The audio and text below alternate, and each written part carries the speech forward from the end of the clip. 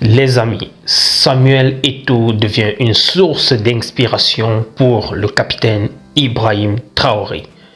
C'est du moins ce qu'on peut sortir de son message de félicitations adressé en direction de Samuel Eto'o fils après son élection dans le COMEX de la CAF le 12 mars dernier. Il a envoyé un message comme ça, il a posté un message comme ça qui lui adresse donc ses félicitations en ces termes-ci. Je vais lire pour vous. C'est avec une immense joie que j'ai appris ton élection au comité exécutif de la Confédération africaine de football CAF lors du congrès au Caire. Cette nouvelle responsabilité témoigne de ta passion inébranlable pour le football et de ton engagement à le hisser vers de nouveaux sommets. Et il poursuit en disant « Ton parcours exemplaire, tant sur le terrain qu'en dehors, est une source d'inspiration pour nous.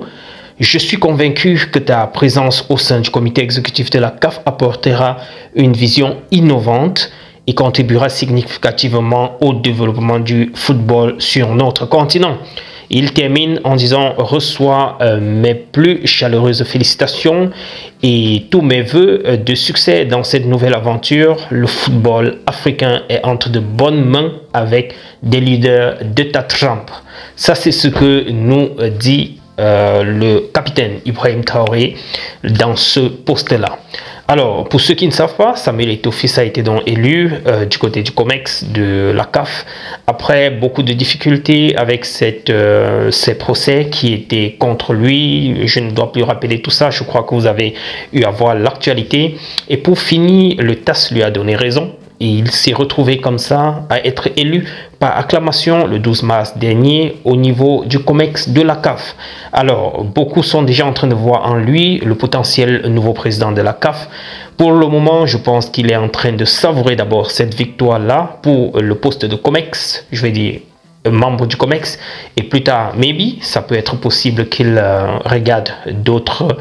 Voilà, une marche d'escalier, je crois que ça doit aller step by step. Autre actualité que je voulais également partager avec vous, c'est le retrait du Niger de l'Organisation internationale de la francophonie.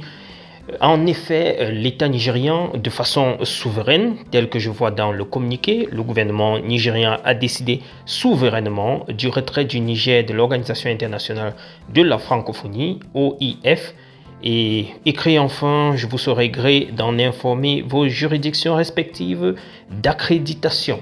Bref, voilà donc autre information. Petit à petit, comme je disais, après la CEDEAO, c'est maintenant la francophonie. C'est dit que les États de l'AES sont petit à petit en train de couper les chaînes, entre guillemets, qui les liaient à toutes les autres organisations qui, selon eux, peut-être ne leur servent à rien ou bien ne leur permettent pas d'évoluer. Ça peut être le cas peut-être dans les prochains jours, prochains mois ou prochaines semaines, peut-être des autres États de l'AES. Bref, j'ai voulu donc partager ceci avec vous les amis. D'abord, ces mots de félicitations du capitaine Ibrahim Traoré et par la suite ce retrait du Niger de la francophonie, de l'Organisation internationale de la francophonie. Retrouvons-nous dans la prochaine. D'ici à là, portez-vous bien. Ciao.